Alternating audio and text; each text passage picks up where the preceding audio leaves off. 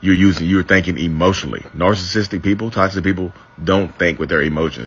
So let's immediately dismantle this thought. There's a lot of stereotypes happening here that if you are logical, that you don't have a regard for emotions, that there is a distinction between logic and emotion.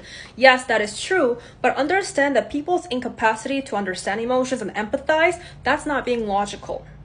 I strongly believe it's a myth and narcissists are based on logic. They're logic-based creatures. Because when you're logical, you ideally are going to do what is the right thing to do, right? When someone brings up an issue to you and you ignoring that just because it doesn't register in your logic, which your logic is based on your self-righteousness, narcissism, gaslighting. So if these are things that are making up your logic, which is honestly inherently your incapacity to understand emotions and basically you being emotionally inept and immature. That's not being logical, that's being emotionally immature, okay? Because you know this, if you've dealt with narcissistic people, you can use logic, you can use emotion, whatever it is that you can use to try to convince this person that what they're doing is wrong and what they're doing is damaging to your mental health. Like, you try to really be rational with this person. It does not work. So this is not about you being emotional. This is not about you being not logical enough. They don't have the capacity to understand you, nor do they care to. They don't care about your feelings like that because all they care about is them protecting themselves and not feeling shameful about themselves. So if you bring up anything that criticizes their character and that attacks them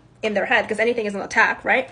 Then they're not going to agree with you. So your method of approach doesn't really matter. Honestly, it's a waste of time to try to reason with a narcissist. It has nothing to do with your emotions. It has nothing to do with your argument.